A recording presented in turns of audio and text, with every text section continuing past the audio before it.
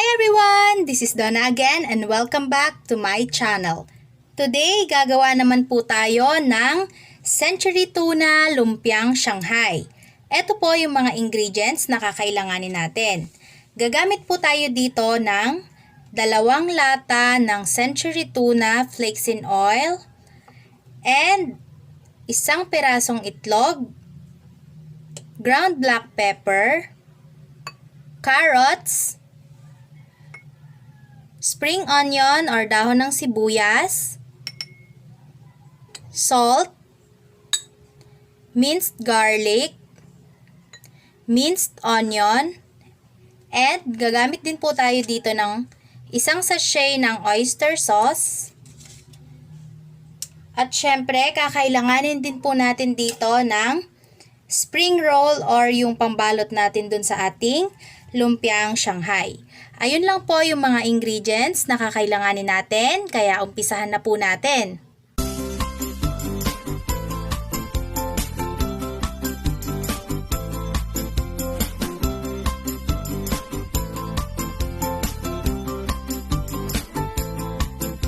Una po, sasalain muna natin yung ating tuna.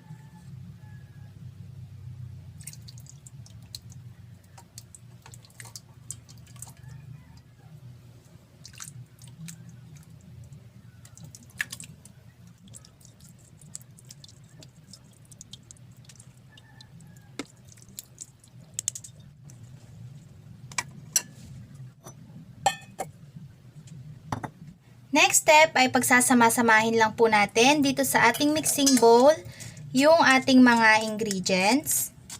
Sunod po, ilagay naman natin ang ating carrots. Next ay yung ating onion.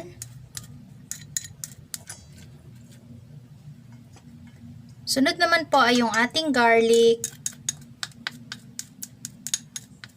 And yung ating spring onion or yung dahon ng sibuyas. Mix lang po natin to hanggang sa mag-combine yung mga ingredients na nilagay natin.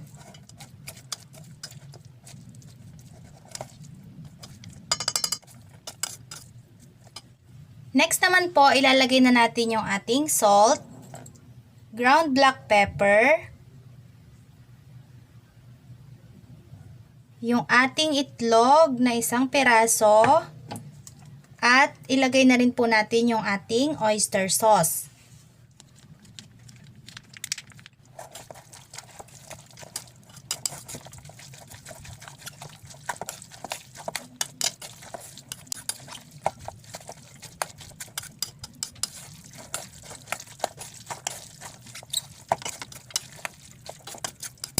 Kapag nahalo na po natin itong mabuti, pwede na natin siyang ibalot sa ating lumpia wrapper.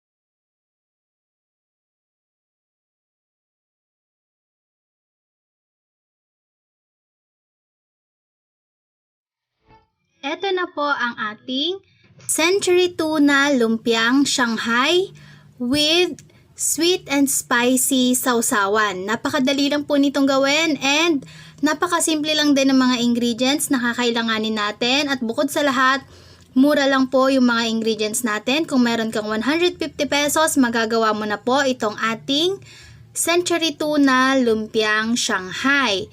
Sana po nagustuhan nyo yung ating recipe for today.